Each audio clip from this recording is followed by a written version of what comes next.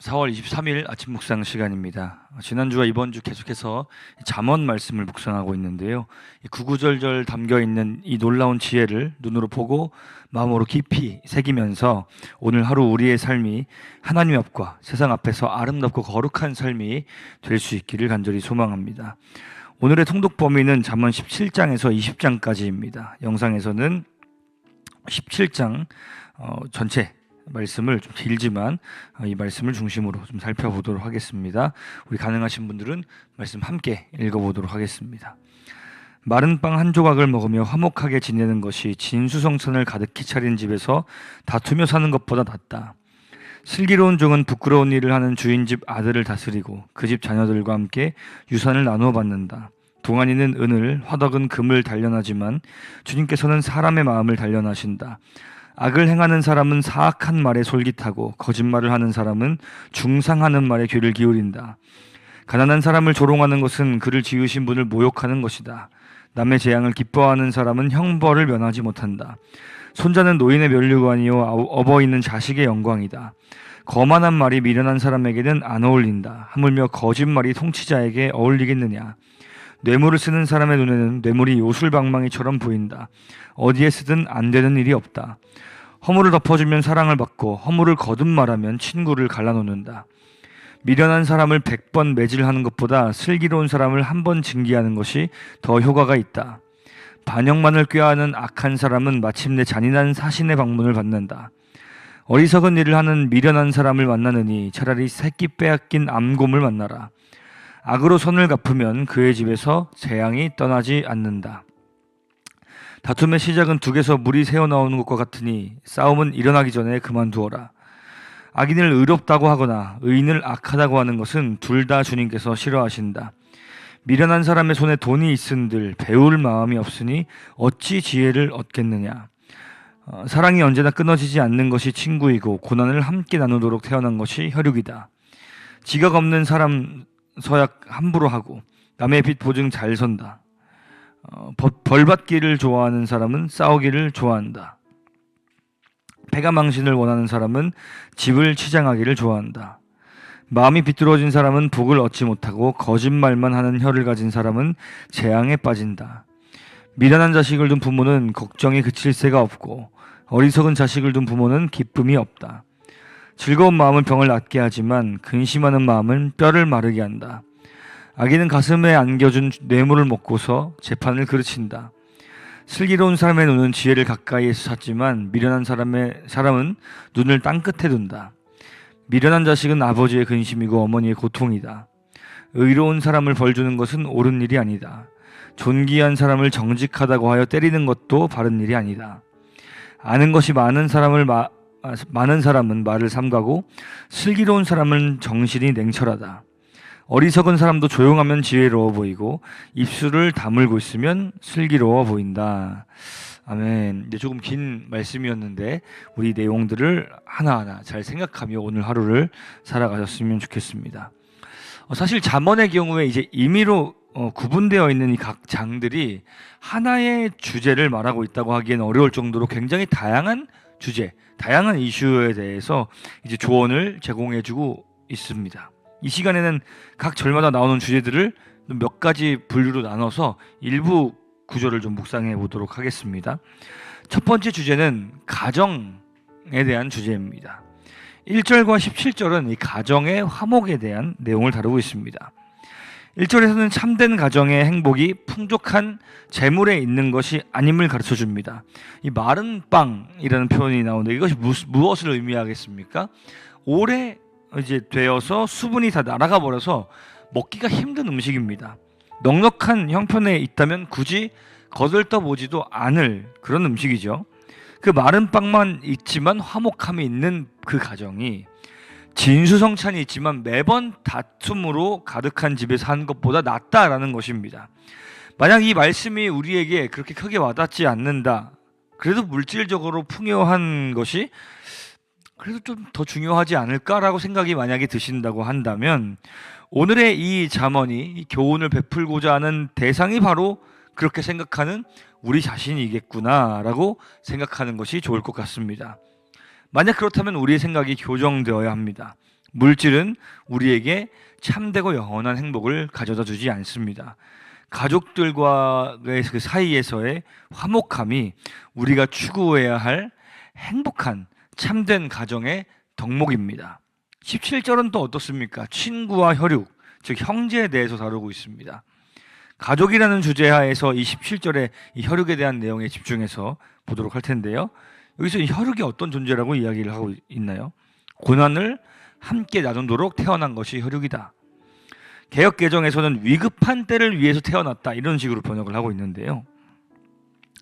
오늘날 많은 사람들의 가족 관계가 깨어져 있는 것을 볼 수 있습니다.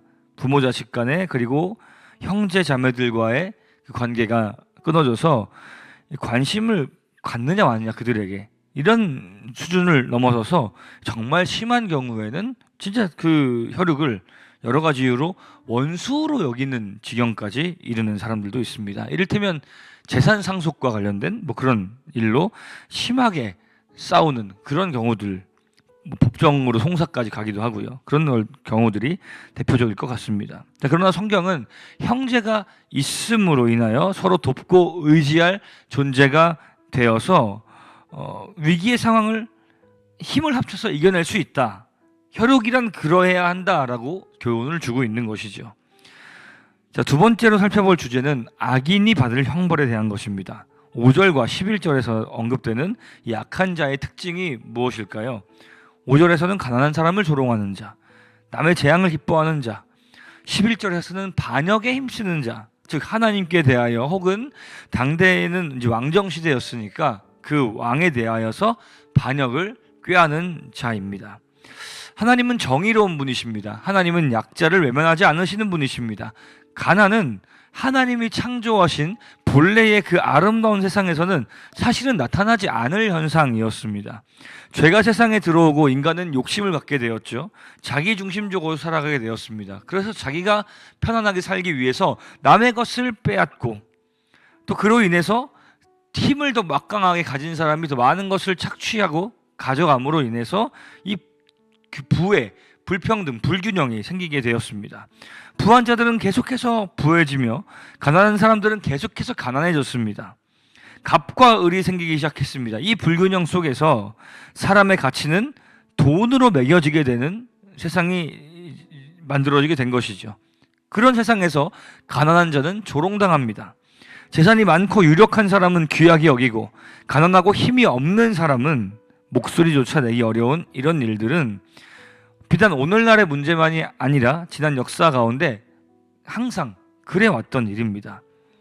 하나님은 이렇게 가난한 자를 멸시하는 자들을, 멸시받는 자들을 지으신 그 하나님을 멸시하는 것이다 라고 간주하셔서 그에 마땅한 형벌을 내리신다 라고 오늘 잠언이 이야기를 하고 있습니다.